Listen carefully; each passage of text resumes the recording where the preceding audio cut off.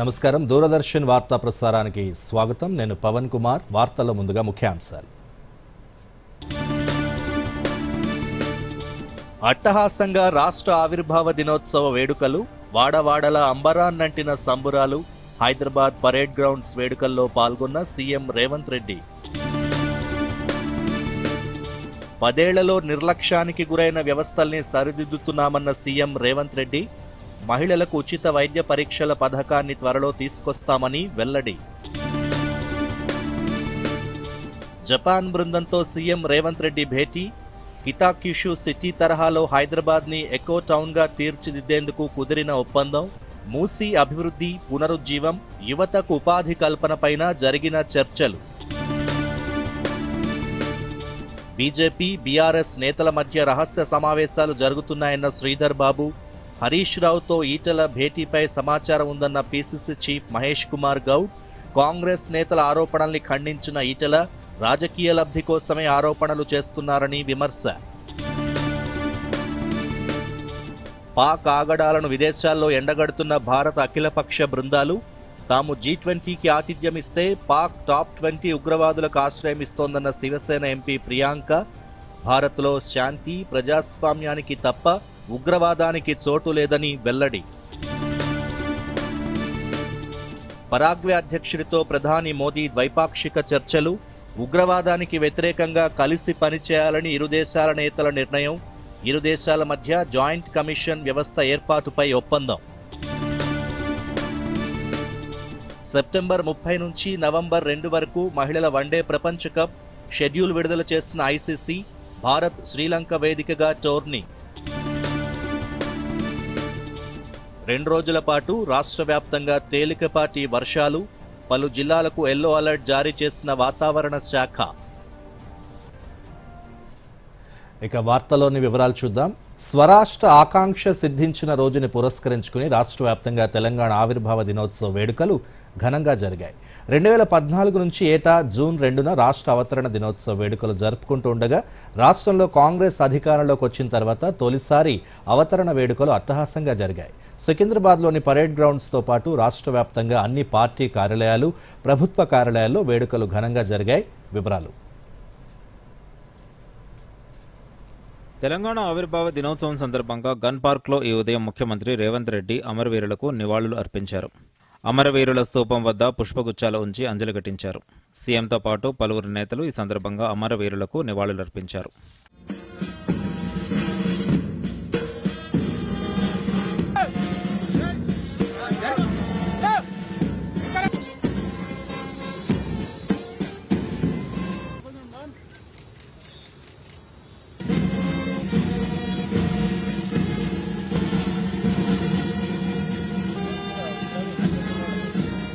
అనంతరం సికింద్రాబాద్లోని పరేడ్ గ్రౌండ్కు ముఖ్యమంత్రి చేరుకున్నారు. రాష్ట్ర ఆవిర్భావ దినోత్సవం సందర్భంగా జాతీయ పతాకాన్ని ఆవిష్కరించారు. అనంతరం ఓపెన్ టాప్ జీప్లో పోలీసుల నుంచి గౌరవ వందనం స్వీకరించారు. ఈ వేడుకలకు ముఖ్య అతిథిగా జపాన్లోని కితాక్యుషు సిటీ మేయర్ కజుహిసా టికేచి హాజరయ్యారు. ఇటీవల సీఎం రేవంత్ రెడ్డి జపాన్ పర్యటనలో భాగంగా కితాక్యుషు సిటీని సందర్శించారు. హైదరాబాద్కు రావాలని ఆ సిటీ మేయర్ను ఆహ్వానించారు. ఇక వేడుకల సందర్భంగా పరేడ్ గ్రౌండ్లో నిర్వహించిన సాంస్కృతిక కార్యక్రమాలు ఆకట్టుకున్నాయి. సాహిత్యాన్ని చాటి చెప్పే కళాకారులు, సృజన జీవులు ఎందరో. నగార, కొమ్ముబూర అద్భుతమైనటువంటి తురు పంట అని గుర్తు చేసుకుంటూ సాగుతూ వెళ్తున్నారు. If you see their costume, it is closely connected to the nature, whether it is. అవతరణ దినోత్సవ వేడుకల్లో భాగంగా పరేడ్ గ్రౌండ్స్ లో మాట్లాడిన సీఎం రేవంత్ రెడ్డి 10 ఏళ్లైనా తెలంగాణ ప్రత్యేక రాష్ట్ర ఆకాంక్షలు నెరవేరలేదని అన్నారు. 10 ఏళ్ల ఆధిపత్యాన్ని తిరస్కరించి ప్రజలు ప్రజాప్రభుత్వాన్ని తెచ్చుకున్నారని చెప్పారు. తాము అధికారం చేపట్టే నాటికి వ్యవస్థలు అస్తవ్యస్తంగా ఉన్నాయని, రాష్ట్రాన్ని పునర్నిర్మించే దిశగా అడుగులు వేస్తున్నామని సీఎం రేవంత్ రెడ్డి పేర్కొన్నారు. 1 కోటి మంది మహిళలను కోటీశ్వరులు చేయాలనేది తమ లక్ష్యమని రేవంత్ రెడ్డి స్పష్టం చేశారు. ఆడబిడ్డలకి ఇందిరమ్మ ఇళ్లను కేటాయిస్తున్నామని, వారికి ఆర్టీసీ బస్సుల్లో ఉచితంగా ప్రయాణం చేసే అవకాశం కల్పించామని తెలిపారు. రైతు సంక్షేమమే ధ్యేయంగా ప్రభుత్వం పనిచేస్తుందని అన్నారు. అన్నదాతలకు 2 లక్షల రుణమాఫీ చేశామని చెప్పారు. వారికి ఉచిత విద్యుత్ కోసం ఏటా 13,000 కోట్లు ఖర్చు చేస్తున్నామని చెప్పారు. ఇందిరమ్మ ఆత్మీయ భరోసా ద్వారా 12,000 సాయం చేస్తున్నామని గుర్తు చేశారు. మరోవైపు సన్నవడ్లకు 500 బోనస్ ఇస్తున్నామని తెలిపారు. ధాన్యం ఉత్పత్తిలోనూ తెలంగాణ నెంబర్ 1గా నిలిచిందని సీఎం అన్నారు. దేశానికి అన్నం పెట్టే రైతన్నకు భూ సమస్యలు లేకుండా చేస్తున్నామని సీఎం రేవంత్ రెడ్డి చెప్పారు. అందుకే తాము భూభారతిని అందుబాటులోకి తీసుకొచ్చామన్నారు. ధరణి కొందరి చుట్టమైతే భూభారతి ప్రజలకు రక్షణ చుట్టమని అభివర్ణించారు. ప్రతి గ్రామంలో రెవెన్యూ సదస్సులు నిర్వహిస్తున్నామని అన్నారు. అధికారులు నేరుగా అన్నదాతల ఇళ్లకే వెళ్లి వారి సమస్యలను పరిష్కరించే వ్యవస్థను తీసుకొచ్చామని తెలిపారు. రైతులు పండించిన ప్రతి గింజను ప్రభుత్వం కొనుగోలు చేసి రైతులు దళారుల బారిన పడకుండా కాపాడడం జరుగుతున్నది. భూ వివాదాలు లేని తెలంగాణ లక్ష్యంగా భూభారతి 2025 చట్టాన్ని తీసుకువచ్చాం. గతంలో ఉన్న ధరణి చట్టం కొద్ది మందికి చుట్టమైతే ఈనాడు భూభారతి చట్టం పేద ప్రజలందరికీ రక్షణ కల్పించే చట్టంగా మార్చి ప్రతి పేదవాడి సమస్యను పరిష్కరించి ఈరోజు అసైన్మెంట్ భూములతో పాటు అడవుల్లో ఉన్న ఆదివాసీలకి అందించిన అటవీ హక్కుల చట్టాలను అమలు చేసి వాళ్ళ భూములకు రక్షణ కల్పించే విధానాన్ని ఈనాడు భూభారతి చట్టంలో మనం తీసుకురావడం జరిగింది. దేశంలో ఏ రాష్ట్రం చేయని విధంగా ఉద్యోగాలను భర్తీ చేస్తున్నామని ముఖ్యమంత్రి చెప్పారు. ఏడాదిలోనే 60,000 ఉద్యోగ నియామకాలు చేపట్టామని తెలిపారు. పెట్టుబడుల ద్వారా 1,00,000 మందికి ప్రత్యక్షంగా ఉపాధి కల్పించామని అన్నారు. ఉద్యోగాల భర్తీలో నిరుద్యోగుల విశ్వాసాన్ని చూరగొన్నామని పేర్కొన్నారు. యంగ్ ఇండియా స్కూల్స్ ద్వారా విద్యార్థులకు నైపుణ్యాల్లో శిక్షణ ఇస్తున్నామని తెలిపారు. Bureau report, Doordarshan news. Telangana ఆవిర్భావ దినోత్సవ వేడుకలు ఘనంగా జరిగాయి. రాష్ట్ర వ్యాప్తంగా అన్ని జిల్లాల్లో జాతీయ జెండాలు ఎగురవేసి వేడుకలు నిర్వహించారు. పలు జిల్లాల్లో రాష్ట్ర మంత్రులు సంబరాల్లో పాల్గొన్నారు. మరిన్ని వివరాలు. తెలంగాణ ఆవిర్భావ దినోత్సవం సందర్భంగా ఊరు, వాడ, పల్లె, పట్టణం అంతా సంబురంగా వేడుకలు జరిగాయి. ఖమ్మంలో నిర్వహించిన వేడుకల్లో డిప్యూటీ సీఎం భట్టి విక్రమార్క పాల్గొని జాతీయ పతాకాన్ని ఆవిష్కరించారు. అనంతరం పోలీసుల గౌరవ వందనం స్వీకరించిన భట్టి విక్రమార్క ప్రజలనుద్దేశించి ప్రసంగించారు. తెలంగాణను దేశంలోనే సుసంపన్నంగా నిలిపేందుకు సీఎం రేవంత్ రెడ్డి కృషి చేస్తున్నారని అన్నారు. ప్రజాప్రభుత్వం వచ్చిన అనతి కాలంలోనే రాష్ట్రం సుభిక్షంగా మారిందని, పేద ప్రజలకు ఆశాజ్యోతిగా నిలిచిందని భట్టి విక్రమార్క చెప్పారు. ప్రజా ప్రయోజనాలే ధ్యేయంగా పారదర్శకత, జవాబుదారీతనంతో రాష్ట్రంలో ప్రజాప్రభుత్వ పాలన కొనసాగిస్తూ అభివృద్ధి, సంక్షేమం సమపాళ్లలో రంగరించి జోడు గుర్రాల తరహాలో సుపరిపాలనాన్ని పరుగులు పెట్టించడంలో సఫలీకృతమయ్యామని రాష్ట్ర ప్రజలకు తెలియజేస్తున్నాను. తెలంగాణ రైజింగ్ 2047 విజన్తో ప్రజాప్రభుత్వం ముందుకు సాగుతుంది. తెలంగాణ రాష్ట్ర అభివృద్ధికి ఆర్థిక, సామాజిక పరిపాలన రంగాల్లో ఆదర్శవంతమైన లక్ష్యాలతో తెలంగాణ రైజింగ్ 2047 విజన్ డాక్యుమెంట్ని రూపొందించినట్టు గౌరవ ముఖ్యమంత్రి శ్రీ రేవంత్ రెడ్డి గారు ఇటీవల జరిగిన నీతి ఆయోగ్ సమావేశంలో వెల్లడించారు. యాదాద్రి భువనగిరి జిల్లాలో పాఠశాలల విద్యార్థులకు సైకిళ్ల పంపిణీ కార్యక్రమాన్ని శాసనమండలి చైర్మన్ గుత్తా సుఖేందర్ రెడ్డి చేతుల మీదుగా అందించారు. ఈ కార్యక్రమంలో భువనగిరి ఎమ్మెల్యే కుంభం అనిల్ కుమార్ రెడ్డి, ఎమ్మెల్సీ తీన్మార్ మల్లన్న సహా పలువురు అధికారులు పాల్గొన్నారు. గుత్తా సుఖేందర్ రెడ్డి మాట్లాడుతూ ప్రభుత్వం బడుగు బలహీన వర్గాల విషయంలో అనేక కార్యక్రమాలు చేపట్టిందన్నారు. భద్రాద్రి కొత్తగూడెం జిల్లా పాల్వంచ సమీకృత కలెక్టరేట్ కార్యాలయంలో జిల్లా కలెక్టర్ జితేష్ వి పాటిల్ ఆధ్వర్యంలో రాష్ట్ర ఆవిర్భావ దినోత్సవ వేడుకలు జరిగాయి. కొత్తగూడెం ప్రగతి మైదానంలో జరిగిన వేడుకల్లో రాష్ట్ర వ్యవసాయ శాఖ మంత్రి తుమ్మల నాగేశ్వరరావు, ఎమ్మెల్యే కూనంనేని సాంబశివరావు పాల్గొన్నారు. ఈ సందర్భంగా మంత్రి తుమ్మల నాగేశ్వరరావు మాట్లాడుతూ రాష్ట్రాన్ని ప్రపంచ స్థాయిలో అగ్రస్థానంలో నిలిపేందుకు ముఖ్యమంత్రి రేవంత్ రెడ్డి నాయకత్వంలో తెలంగాణ రైజింగ్ 2047 విజన్తో ప్రజాప్రభుత్వం ముందుకు సాగుతుందని తెలిపారు. తెలంగాణ అవతరణ దినోత్సవం సందర్భంగా సిద్దిపేట డిగ్రీ కాలేజ్ క్రికెట్ గ్రౌండ్లో జాతీయ పతాకాన్ని మంత్రి పొన్నం ప్రభాకర్ ఆవిష్కరించారు. అంతకుముందు రంగదాంపల్లి అమరవీరుల స్తూపం వద్ద పూలమాలలు వేసి నివాళులర్పించారు. ఆదిలాబాద్ జిల్లాలో అవతరణ దినోత్సవ వేడుకలు ఘనంగా జరిగాయి. ఈ వేడుకలకు ముఖ్య అతిథిగా ప్రభుత్వ సలహాదారు షబ్బీర్ అలీ హాజరయ్యారు. ఈ వేడుకల్లో Adilabad MP G Nagesh, MLA Payal Shankar, జిల్లా కలెక్టర్ రాజర్షి షా, ఎస్పీ అఖిల్ మహాజన్ పాల్గొన్నారు. ఈ సందర్భంగా రైతులకు మేలైన విత్తనాల ప్యాకెట్లు అందజేశారు. జగిత్యాల జిల్లాలో వేడుకలకు ప్రభుత్వ విప్ ధర్మపురి ఎమ్మెల్యే అడ్లూరి లక్ష్మణ్ కుమార్ ముఖ్య అతిథిగా హాజరయ్యారు. ఆయనతో పాటు జగిత్యాల ఎమ్మెల్యే సంజయ్ కుమార్, మాజీ ఎమ్మెల్సీ జీవన్ రెడ్డి సహా పలువురు అధికారులు పాల్గొన్నారు. మేడ్చల్ మల్కాజ్గిరి జిల్లాలో వేడుకలకు పట్నం మహేందర్ రెడ్డి ముఖ్య అతిథిగా హాజరై జాతీయ జెండాను ఆవిష్కరించారు. అనంతరం ఆయన మాట్లాడుతూ రాష్ట్ర ప్రభుత్వం అందిస్తున్న సంక్షేమ పథకాల గురించి వివరించారు. ఈ సందర్భంగా పలువురు లబ్ధిదారులకు కుట్టు మిషన్లు, రాజీవ్ యువ వికాస పత్రాలతో పాటు రైతులకు నాణ్యమైన విత్తనాల్ని పంపిణీ చేశారు. మంచిర్యాల జిల్లా నస్పూర్లో గల సమీకృత జిల్లా కార్యాలయాల భవన సముదాయంలో తెలంగాణ ఆవిర్భావ దినోత్సవ వేడుకలు ఘనంగా జరిగాయి. ముఖ్య అతిథిగా ప్రభుత్వ సలహాదారు హర్కర వేణుగోపాలరావు పాల్గొన్నారు. నిజామాబాద్ జిల్లాలో ఆవిర్భావ దినోత్సవం ఘనంగా జరిగింది. వేడుకల్లో రాష్ట్ర ఖనిజాభివృద్ధి సంస్థ చైర్మన్ ఈరవత్రి అనిల్ పాల్గొన్నారు. తెలంగాణ రాష్ట్రం నేడు జాతీయ, అంతర్జాతీయ స్థాయిలో మన్ననలు పొందుతోందని గుర్తు చేశారు. రాజన్న సిరిసిల్ల జిల్లా అభివృద్ధి కోసం ప్రభుత్వం చిత్తశుద్ధితో పనిచేస్తుందని ప్రభుత్వ విప్ ఆది శ్రీనివాస్ అన్నారు. తెలంగాణ రాష్ట్ర అవతరణ దినోత్సవం సందర్భంగా జిల్లా పోలీస్ పరేడ్ గ్రౌండ్ ఆవరణలో ఎమ్మెల్యే ఆది శ్రీనివాస్ జాతీయ జెండాను ఎగురవేసి పోలీసుల గౌరవ వందనం స్వీకరించారు. అనంతరం ప్రభుత్వం చేపట్టిన అభివృద్ధి సంక్షేమ కార్యక్రమాల్ని వివరించారు. Bureau report, Doordarshan news. ఇదిలా ఉండగా తెలంగాణ రాష్ట్ర ఆవిర్భావ వేడుకలకు ముఖ్య అతిథిగా హాజరైన జపాన్ బృందంతో ముఖ్యమంత్రి రేవంత్ రెడ్డి సమావేశమయ్యారు. జపాన్లోని కితాకిషు సిటీ మేయర్ కజుహిసా నేతృత్వంలోని జపాన్ బృందంతో జరిగిన ఈ సమావేశంలో తెలంగాణ కితాకిషు పరస్పర సహకార ఒప్పందంపై చర్చ జరిగింది. హైదరాబాద్ నగరాన్ని కితాకిషు స్థాయిలో ఎకో టౌన్గా మోడల్గా తీర్చిదిద్దడానికి కీలక ఒప్పందాలు కుదిరాయి. ఈ విషయాన్ని ముఖ్యమంత్రి రేవంత్ రెడ్డి స్వయంగా వెల్లడించారు. సమావేశం తర్వాత ముఖ్యమంత్రి మాట్లాడుతూ తాను జపాన్లో పర్యటించినప్పుడు కిటాకిషు నగరం ఎకో టౌన్ మోడల్తో ప్రేరణ పొందారన్నారు. అదే స్ఫూర్తితో రాష్ట్ర భవిష్యత్తు కోసం కొత్త ప్రపంచ భాగస్వామ్యం ఏర్పరచుకుంటున్నట్లు చెప్పారు సీఎం. తెలంగాణ ఆవిర్భావ దినోత్సవం రోజున ఈ ఒప్పందాలు కుదరడం సంతోషంగా ఉందన్నారు.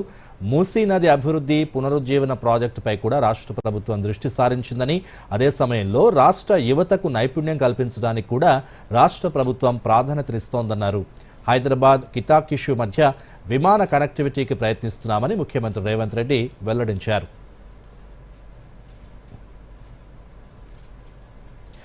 కాళేశ్వరం లిఫ్ట్ ఇరిగేషన్ ప్రాజెక్టుల్లో అవినీతి ఆరోపణలపై జస్టిస్ పీసీ ఘోష్ కమిషన్ ఇచ్చిన నోటీసులను బీఆర్ఎస్, బీజేపీలు రాజకీయంగా వాడుకుంటున్నాయని మంత్రి శ్రీధర్ బాబు విమర్శించారు. బీజేపీ, బీఆర్ఎస్ కీలక నాయకులు కాళేశ్వరం అవినీతి నుంచి తప్పించుకోవడానికి ఒక్కటవుతున్నారని, వారి మధ్య రహస్య సమావేశాలు జరుగుతున్నాయని ఆరోపించారు. తెలంగాణలో ఇతర పార్టీల మనుగడ, చిరునామా ఉండదన్న శ్రీధర్ బాబు కాంగ్రెస్ ఒక్కటే రాష్ట్రంలో బలమైన శక్తిగా నిలుస్తుందన్నారు. బీఆర్ఎస్, బీజేపీ మధ్య స్నేహం కవిత లేఖతో బయటపడిందని, బీజేపీలో బీఆర్ఎస్ని విలీనం చేసేందుకు కుట్ర జరుగుతోందన్నారు. ఈరోజు ఏ పార్టీకి మనుగడ లేదు. ఫస్ట్ ఆఫ్ ఆల్ కాంగ్రెస్ పార్టీకి సంబంధించి ఇంత మంచిగా చేసుకుంటూ పోతుంటే ఇంకొకరికి మనుగడ ఎక్కడైనా ఉంటుందా? ఇవాళ కాకుంటే రేపు మొత్తం మేము పూర్తి స్థాయిలో మా కార్యాచరణ ప్రకారం 6 గ్యారెంటీలతో పాటు ఈ తెలంగాణ రాష్ట్రాన్ని అభివృద్ధి, సంక్షేమంకి మరి మారుపేరుగా మొత్తం భారతదేశంలో నిలిచిన తర్వాత ఇంకో పార్టీకి ఇక్కడ చిరునామా ఉంటుందా? ఇంకా కొత్త పార్టీల ప్రసక్తే ఉంటుంది. బీఆర్ఎస్ పార్టీకి సంబంధించిన అధినేత కూతురే చెప్పింది, ఇంకేముంటుంది, వాళ్ళు నడుస్తున్నారని. ఇంకా మేము చెప్పేది ఏముంటుంది? వాళ్ళ పార్టీ ఈరోజు మేము అనేక సందర్భాల్లో చెప్తా ఉన్నాం, బీఆర్ఎస్, బీజేపీ కలిసి నడుస్తున్నాయి అంటే కాదు అని చెప్పారు. కానీ స్పష్టంగా వారి ఇంట్లో నుంచి వచ్చింది మాట, ఇంకేం చెప్పేది? ఇప్పుడు కాసేపు ప్రకటనలు.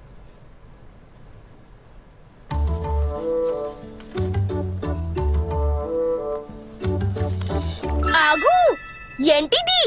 అసలైన నోట్ బ్రో, ఇది చిరిగింది. ఇదిగో చిరిగిన లేదా పాతబడిన నోట్లని బ్యాంక్ బ్రాంచ్ లో ఎక్స్చేంజ్ చేసుకోవచ్చు. వావ్, కొత్త నోట్ ఇస్తారా? అవును, వాటితో నువ్వు మాకు పిజ్జా పార్టీ చేస్తావు. ఆర్బీఐ అంటుంది, స్మార్ట్ అవ్వండి, కూల్ గా ఉండండి. వార్తలకి పునఃస్వాగతం. 10 ఏళ్ల బీఆర్ఎస్ పాలనపై చర్చకు సిద్ధమని టీపీసీసీ చీఫ్ ఎమ్మెల్సీ మహేష్ కుమార్ గౌడ్ అన్నారు. కంచే చేను మేసినట్లు ప్రభుత్వ ఆస్తులు నాశనం చేశారని ఆరోపించిన మహేష్ కుమార్ గౌడ్ 10 ఏళ్ల పాలనలో ప్రభుత్వ భూముల్ని ప్రైవేటు వ్యక్తులకు అప్పగించిన మాట వాస్తవం కాదా అని ప్రశ్నించారు. గాంధీభవన్లో మీడియాతో మాట్లాడుతూ బీజేపీ ఎంపీ ఈటెల రాజేందర్ హరీష్ రావుతో భేటీ అయ్యారని, దీనిపై తమకు స్పష్టమైన సమాచారం ఉందన్నారు. 1,20,000 కోట్లు ఖర్చు పెట్టిన కాళేశ్వరం ప్రాజెక్టుతో 1 ఎకరానికి కూడా సాగునీరు రాలేదన్నారు. వచ్చే ఎన్నికల్లో బీఆర్ఎస్ నుంచి అసలు హరీష్ రావు బీఫామ్ వస్తుందో లేదో కూడా తెలియదన్నారు. బీఆర్ఎస్ కాంగ్రెస్ బీజేపీ పార్టీల పొత్తుపై కవిత వ్యాఖ్యలకు ముందు సమాధానం చెప్పాలని మహేష్ కుమార్ గౌడ్ డిమాండ్ చేశారు. తెలంగాణ రాష్ట్రం ఆనాటి నిజాం నుంచి ఇప్పటి వరకు కూడబెట్టినటువంటి ప్రభుత్వ ఆస్తుల ధ్వంసం కాలేదా? కొన్ని వేల ఎకరాల భూమి ప్రైవేట్ వ్యక్తులకు ధరావత్వం కాలేదా? కారు చౌకన అమ్మలేదా? కేసీఆర్ ఉద్యమంలో ఒక భాగం మేము కూడా ఒప్పుకుంటాం, కానీ తెలంగాణ ఎలా వచ్చిందో తెలంగాణ ప్రజలకు తెలియదా? మీకున్న 2 పార్లమెంట్ సీట్లతో తెలంగాణ వచ్చిందా? మా పార్లమెంట్ సభ్యుల వల్ల, సోనియా గాంధీ గారి ఆదేశం వల్ల, ఆవిడ కోరిక వల్ల యావత్ దేశంలో పార్లమెంట్ సభ్యుల్ని క్రోడీకరించి తెలంగాణ తెచ్చుకున్నది. ఇదిలా ఉంటే తాను హరీష్ రావుతో భేటీ అయ్యానన్న కాంగ్రెస్ నేతల ఆరోపణల్ని ఎంపీ ఈటెల రాజేందర్ ఖండించారు. అసలు బీఆర్ఎస్ నేతలతో సమావేశం కావాల్సిన అవసరం తనకు లేదన్నారు. నాంపల్లిలోని బీజేపీ పార్టీ స్టేట్ ఆఫీసులో మీడియాతో మాట్లాడుతూ ఈటెల కాళేశ్వరం కమిషన్ గడువును 7 సార్లు పొడిగించారని, రాజకీయ లబ్ధి కోసం ఇదంతా చేస్తున్నారా అని ఈటెల ప్రశ్నించారు. కాళేశ్వరంపై అవినీతిని తేల్చడానికి కేసుని సీబీఐకి అప్పగించాలని ఈటెల డిమాండ్ చేశారు. రేవంత్ రెడ్డి ప్రభుత్వం ఇప్పటిదాకా వేసిన ఇతర కమిషన్ల రిపోర్టులు ఏమయ్యాయని ప్రశ్నించారు ఈటెల. కేసీఆర్ తన పాలనలో ప్రజాస్వామ్యాన్ని కాలరాశారని, నియంతృత్వంగా వ్యవహరించారని ఆరోపించారు. సీఎం రేవంత్ వచ్చి సంవత్సరం దాటినా ఇప్పుడు కూడా అదే పరిస్థితి ఉందని విమర్శించారు. బీఆర్ఎస్ కాంగ్రెస్ పార్టీ తెలంగాణ ప్రజల కలల్ని కల్లలు చేశాయన్నారు. కేసీఆర్ రాష్ట్రాన్ని అప్పుల పాలు చేస్తే రేవంత్ రెడ్డి అబద్ధపు వాగ్దానాలతో ప్రజల్ని మోసగిస్తున్నారని ఈటెల విమర్శించారు. మీకు తెలుసు, మాకు వాళ్ళకు ఎంత యుద్ధం జరిగిందో. ఇక్కడ సావుల కాడ అచానకులు కలుసుకునేది తప్ప, ఇక్కడ పెళ్లిళ్ళ కాడ అచానకులు కలుసుకునేది తప్ప మాకు ఎక్కడ వాళ్ళతో మాట్లాడే అవకాశం లేదు, అవసరం లేదు. నెంబర్ 1. నెంబర్ 2, మా భారతీయ జనతా పార్టీ ఏ కమిషన్ అయితే వేసిందో కమిషన్ 6 సార్లు ఎక్స్టెన్షన్ చేసిండు, మొదటిసారి 7వసారి చేసిండు. నిజంగా కాళేశ్వరం ప్రాజెక్టులో జరిగిన అవకతవకల్ని బయటికి తీయడానికి ఇస్తున్నారా, ఇలా బదనాం చేసి మరో రాజకీయ లబ్ధి కోసం ప్రయత్నం చేస్తుందా? మీకు దమ్ముందా అని చెప్పి మేము ఛాలెంజ్ చేసినాం. మీకు చేత కాకపోతే సిబిఐకి అప్పచెప్పండి, విచారణ మేం చేస్తామని చెప్పినాం. ఉగ్రవాదానికి వ్యతిరేకంగా కలిసి పనిచేయాలని భారత్, పరాగ్వే నిర్ణయించాయని ప్రధాని మోదీ తెలిపారు. సైబర్, వ్యవస్థీకృత నేరాలు, మాదక ద్రవ్యాలు వంటి సవాళ్లను ఎదుర్కోవడంలో సహకారాన్ని పెంచుకోవాలని కూడా నిర్ణయించినట్లు ప్రధాని తెలిపారు. ఇరు దేశాల మధ్య జాయింట్ కమిషన్ ఏర్పాటు చేసేందుకు అంగీకారం కుదిరిందన్నారు మోదీ. 3 రోజుల పర్యటన నిమిత్తం ఢిల్లీ చేరుకున్న పరాగ్వే అధ్యక్షుడు సంటియాగో పెనా పలాసియోస్తో హైదరాబాద్ హౌజ్లో ప్రధాని చర్చలు జరిపారు. ఈ సందర్భంగా ప్రధాని మాట్లాడుతూ గ్లోబల్ సౌత్ దేశాల్లో భారత్, పరాగ్వే అంతర్భాగమని అన్నారు. వివిధ రంగాల్లో సంబంధాలను బలోపేతం చేసుకునేందుకు పరాగ్వే అధ్యక్షుడి సందర్శన దోహదపడుతుందన్నారు. అనంతరం తూర్పు దేశాల విదేశాంగ కార్యదర్శి పి కుమరన్ మీడియాతో మాట్లాడుతూ ప్రధాని మోదీ, అధ్యక్షుడు సంటియాగో పెనా పలాసియోస్ మధ్య జరిగిన చర్చల సారాంశాన్ని వివరించారు. లాటిన్ అమెరికన్ ప్రాంతంలో భారత్కు పరాగ్వే అభివృద్ధి చెందుతున్న వాణిజ్య భాగస్వామిగా ఉందన్నారు. యుఎన్ఎస్సిలో శాశ్వత స్థానం కోసం పరాగ్వే మద్దతుని భారత్ కోరిందని తెలిపారు. ప్రధానమంత్రి నరేంద్ర మోదీని పరాగ్వే సందర్శించాలని సంటియాగో పెనా పలాసియోస్ ఆహ్వానించారని తెలిపారు. India and Paraguay established diplomatic relations in September 1961 and have since enjoyed warm and friendly ties. The bilateral relationship was expanded steadily with growing cooperation in sectors such as trade, agriculture, health, pharmaceuticals and information technology. Trade is an important pillar of our relationship with Paraguay. Both sides wish to strengthen and expand existing trade links under the India-Mercosur Preferential Trade Agreement. Both countries agree to cooperate in promoting integrative traditional medicine, homeopathy and yoga. We also agree to work towards official recognition of Ayurvedic Pharmacopoeia of India and the Indian Pharmacopoeia in Paraguay. ఉగ్రవాదంతో అంటకాగుతూ మన దేశంపై విషం చిమ్ముతున్న పాకిస్తాన్ని ఎండగట్టేందుకు విదేశాల్లో పర్యటిస్తున్న భారత అఖిలపక్ష బృందాలు ఉగ్రవాదం విషయంలో భారత్ వైఖరిని చాటి చెబుతున్నాయి. ప్రస్తుతం లండన్లో పర్యటిస్తున్న బీజేపీ నేత రవిశంకర్ ప్రసాద్ నేతృత్వంలోని అఖిలపక్ష బృందం యూకే ప్రతినిధులకు పాక్ ఆగడాల గురించి వివరించారు. ఈ సందర్భంగా శివసేన, యూబీటీ ఎంపీ ప్రియాంక చతుర్వేది పాక్ తీరుపై ఘాటు విమర్శలు చేశారు. అభివృద్ధి బాటలో సాగుతున్న భారత్ G20 సదస్సుకి ఆతిథ్యం ఇస్తే పొరుగుదేశం పాకిస్తాన్ మాత్రం టాప్ 20 ఉగ్రవాదులకు ఆతిథ్యం ఇస్తోందని విమర్శించారు. 2001 సెప్టెంబర్ 11న అమెరికాలో జరిగిన ఉగ్ర దాడి వెనుక ఉన్న అల్ ఖైదా చీఫ్ ఒసామా బిన్ లాడెన్కు కూడా పాక్ ఆశ్రయం ఇచ్చిందన్న విషయాన్ని గుర్తు చేశారు. ఉగ్రవాదానికి వ్యతిరేకంగా ఎన్నో ఏళ్లుగా భారత్ పోరాడుతోందని, ప్రపంచంలో శాంతి, ప్రజాస్వామ్యం, స్వేచ్ఛకి తప్ప ద్వేషం, ఉగ్రవాదానికి చోటు లేదని భారత్ విశ్వసిస్తోందని పేర్కొన్నారు. The first was, of course, Operation Sindoor, a big salute to our armed forces who carried out a precision attack on their terror camps. These terror camps are not something that we've designated. These terror camps are designated by the United Nations. So while we host G20, they host the T20.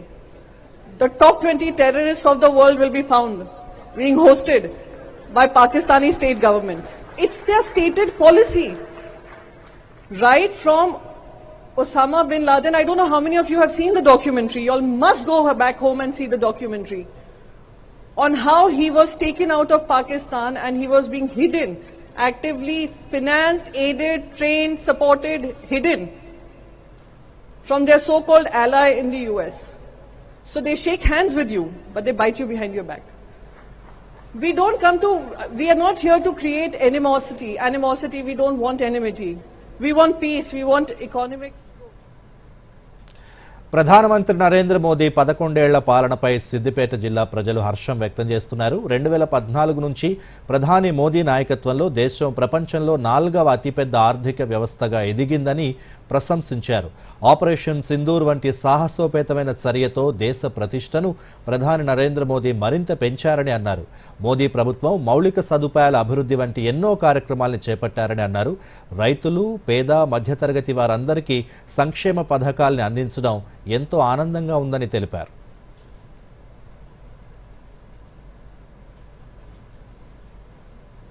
అభివృద్ధిలో నరేంద్ర మోడీ గారి పాత్ర చూస్తే చాలా అద్భుతం అని చెప్పొచ్చు. భారతదేశమును అభివృద్ధి చెందడానికి నరేంద్ర మోడీ గారు తీసుకుంటున్నటువంటి ఒక్కొక్క స్టెప్పు మనం విశ్లేషించి కనుక చూసుకున్నట్టయితే ప్రతిదీ బేటీ బచావ్ అని, బేటీ పడావ్ అని, ఈ ద్రవ్యోల్బణము కూడా తగ్గించి, అలాగే భారత్ జీడిపి రేటు జపాన్ను మించిపోయేటట్టుగా చేసి, ఇట్లా ఇదే విధంగా కనుక కొనసాగినట్లయితే 2047 కల్లా డెఫినెట్గా భారతదేశం అనేది ప్రపంచంలో అగ్రగామిగా నిలుస్తుందనడంలో ఎలాంటి సందేహం లేదు. రోడ్లు, హైవేలు చాలా డెవలప్ అవుతున్నాయి. దీనివల్ల ప్రజలకు రవాణా సదుపాయం కనుక బాగుంది కాబట్టి అన్ని రకాలుగా అన్ని రంగాల్లో అభివృద్ధి చెందుతూ ఉన్నారు. ఇంకొకటి ముఖ్యంగా రేషన్. ఇప్పుడు రేషన్ అనేది భారతదేశం లెవెల్లో ఎక్కడైనా తీసుకోవడానికి వీలు కల్పించిండు. అది కూడా చాలా అత్యద్భుతంగా పనిచేస్తుంది. నెక్స్ట్ ఆయుష్మాన్ భారత్ అనేది కూడా చాలా పేద ప్రజలకు అదొక వరప్రదాయని. దానికి సంబంధించి కూడా చాలామంది ప్రజలకు ఉపయోగపడుతూ ఉంది. ఇంకా ఈ మౌలిక సదుపాయాల కల్పనలో కూడా మోడీ ప్రభుత్వం చాలా ముందంజలో ఉంది. దీనివల్ల మన భారతదేశం అన్ని ప్రపంచ దేశాల్లోకెల్లా బలమైన దేశంగా ముందుకు పోతూ ఉంది. ప్రపంచ అంతరిక్ష విమానయాన రంగంలో భారత్ అగ్రస్థానంలో ఉందన్నారు ప్రధాని మోదీ. ఢిల్లీలో ఇంటర్నేషనల్ ఎయిర్ ట్రాన్స్పోర్ట్ అసోసియేషన్ ఏజీఎంలో ప్రధానమంత్రి మోదీ ప్రసంగించారు. 81వ వార్షిక సర్వసభ్య సమావేశం, ప్రపంచ ఎయిర్ ట్రాన్స్పోర్ట్ సమిట్ నిర్వహించడం పట్ల హర్షం వ్యక్తం చేశారు. 4 దశాబ్దాల తర్వాత దేశంలో ఈ సమిట్ జరుగుతోందన్నారు. ప్రపంచ విమానయాన పర్యావరణ వ్యవస్థలో భారత్ కేవలం ఒక పెద్ద మార్కెట్ మాత్రమే కాదని, విధాన నాయకత్వం, ఆవిష్కరణ, సమ్మిళిత అభివృద్ధికి కూడా చిహ్నంగా ఉందన్నారు. ఉడాన్ పథకం ద్వారా 15 మిలియన్ యాత్రికులు విమాన ప్రయాణాలు చేశారన్నారు. భారత్ గ్రీన్ టెక్నాలజీపై దృష్టి సారించిందని తెలిపారు. పర్యావరణ హితమైన ఇంధన వినియోగానికి ప్రోత్సాహం కల్పిస్తోందన్నారు మోదీ. ఫ్రెండ్స్, बीते वर्षों में भारत ने सिविल एविएशन के क्षेत्र में एक अभूतपूर्व परिवर्तन देखा है. आज भारत दुनिया का तीसरा सबसे बड़ा डोमेस्टिक एविएशन मार्केट है. हमारी उड़ान योजना की सक्सेस इंडियन सिविल एविएशन का एक गोल्डन चैप्टर है. इस योजना के तहत 15 मिलियन से ज्यादा यात्रियों को सस्ती एयर ट्रैवल की सुविधा मिली है. कई नागरिक पहली बार हवाई सफर कर पाए हैं. हमारी एयरलाइंस भी लगातार डबल डिजिट ग्रोथ हासिल कर रही है। भारत और विदेशी एयरलाइंस को मिलाकर हर साल करीब 24 करोड़ यात्री 240 मिलियन पैसेंजर्स हमारे यहाँ उड़ान भरते हैं। మరోవైపు వచ్చే 5 ఏళ్లలో దేశంలో 50 కొత్త విమానాశ్రయాలు ఏర్పాటు చేసేందుకు ప్రభుత్వం కట్టుబడిందని పౌర విమానయాన శాఖ మంత్రి కింజారపు రామ్మోహన్ నాయుడు అన్నారు. ఢిల్లీలో ఇంటర్నేషనల్ ఎయిర్ ట్రాన్స్పోర్ట్ అసోసియేషన్ ఏజీఎంలో ఆయన ప్రసంగించారు. దేశంలో ఏవియేషన్ రంగం అత్యంత వేగంగా అభివృద్ధి చెందుతోందని ఈ ఏడాది కొత్తగా 8 విమానాశ్రయాల నిర్మాణం జరుగుతోందని చెప్పారు. గత ఏడాది దేశీయ విమానయాన వృద్ధి ప్రపంచ స్థాయిలో 8% ఉండగా భారత్ 10% నమోదు చేస్తుందని కేంద్ర మంత్రి రామ్మోహన్ నాయుడు చెప్పారు. ఇందుకు ఉడాన్ పథకం ఎంతగానో దోహదపడిందన్నారు.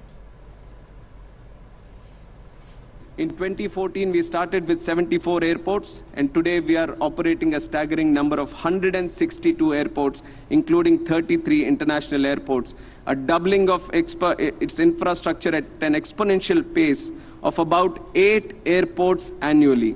Guided by our Prime Minister's Amrit Kal vision, we are committed to building 50 more airports in the next 5 years, and by the Viksit Bharat plan that we have by 2047, we aim to have more than 350 airports.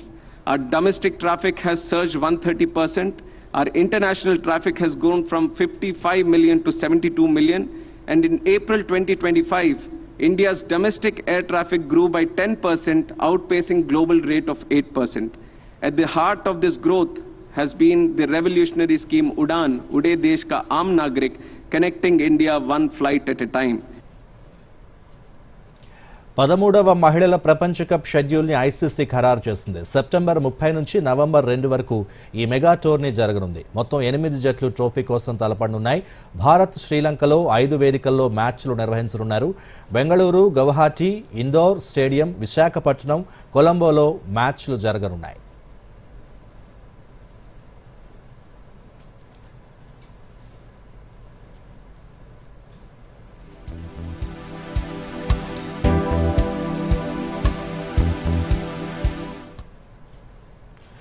ఇక వాతావరణం నేడు రాష్ట్ర వ్యాప్తంగా తేలికపాటి నుంచి ఒక మోస్తరు వర్షాలు కురిసే అవకాశం ఉందని హైదరాబాద్ వాతావరణ కేంద్ర అధికారులు తెలిపారు.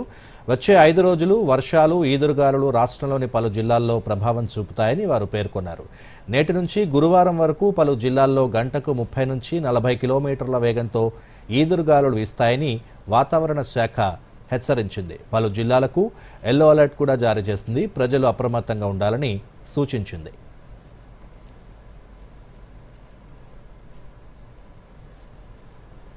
మరోసారి ముఖ్యాంశాలతో వార్తలు ముగిద్దాం. నమస్కారం. అట్టహాసంగా రాష్ట్ర ఆవిర్భావ దినోత్సవ వేడుకలు, వాడవాడల అంబరాన్నంటిన సంబురాలు. హైదరాబాద్ పరేడ్ గ్రౌండ్స్ వేడుకల్లో పాల్గొన్న సీఎం రేవంత్ రెడ్డి. 10 ఏళ్లలో నిర్లక్ష్యానికి గురైన వ్యవస్థల్ని సరిదిద్దుతున్నామన్న సీఎం రేవంత్ రెడ్డి. మహిళలకు ఉచిత వైద్య పరీక్షల పథకాన్ని త్వరలో తీసుకొస్తామని వెల్లడి. జపాన్ బృందంతో సీఎం రేవంత్ రెడ్డి భేటీ. కితాక్యుషు సిటీ తరహాలో హైదరాబాద్ని ఎకో టౌన్గా తీర్చిదిద్దేందుకు కుదిరిన ఒప్పందం. మూసీ అభివృద్ధి, పునరుజ్జీవం, యువతకు ఉపాధి కల్పనపైన జరిగిన చర్చలు. బీజేపీ, బీఆర్ఎస్ నేతల మధ్య రహస్య సమావేశాలు జరుగుతున్నాయన్న శ్రీధర్ బాబు. హరీష్ రావుతో ఈటెల భేటీపై సమాచారం ఉందన్న పీసీసీ చీఫ్ మహేష్ కుమార్ గౌడ్. కాంగ్రెస్ నేతల ఆరోపణల్ని ఖండించిన ఈటెల రాజకీయ లబ్ధి కోసమే ఆరోపణలు చేస్తున్నారని విమర్శ. పాక్ ఆగడాలను విదేశాల్లో ఎండగడుతున్న భారత అఖిలపక్ష బృందాలు. తాము G20కి ఆతిథ్యమిస్తే పాక్ టాప్ 20 ఉగ్రవాదులకు ఆశ్రయం ఇస్తోందన్న శివసేన ఎంపీ ప్రియాంక. భారత్లో శాంతి, ప్రజాస్వామ్యానికి తప్ప ఉగ్రవాదానికి చోటు లేదని వెల్లడి. పరాగ్వే అధ్యక్షుడితో ప్రధాని మోదీ ద్వైపాక్షిక చర్చలు. ఉగ్రవాదానికి వ్యతిరేకంగా కలిసి పనిచేయాలని ఇరు దేశాల నేతల నిర్ణయం. ఇరు దేశాల మధ్య జాయింట్ కమిషన్ వ్యవస్థ ఏర్పాటుపై ఒప్పందం. సెప్టెంబర్ 30 నుంచి నవంబర్ 2 వరకు మహిళల వన్డే ప్రపంచ కప్ షెడ్యూల్ విడుదల చేసిన ఐసీసీ. భారత్ శ్రీలంక వేదికగా టోర్నీ.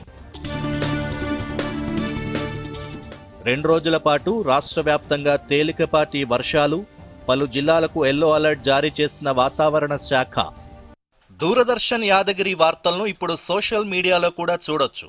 యూట్యూబ్ అయితే డిడి న్యూస్ తెలంగాణ, ఎక్స్ వేదికగా అయితే DD news Telangana @DD Yadagiri news, Facebook అయితే డిడి న్యూస్ తెలంగాణలో చూసి సబ్స్క్రైబ్ చేసి లైక్ చేయండి, షేర్ చేయండి.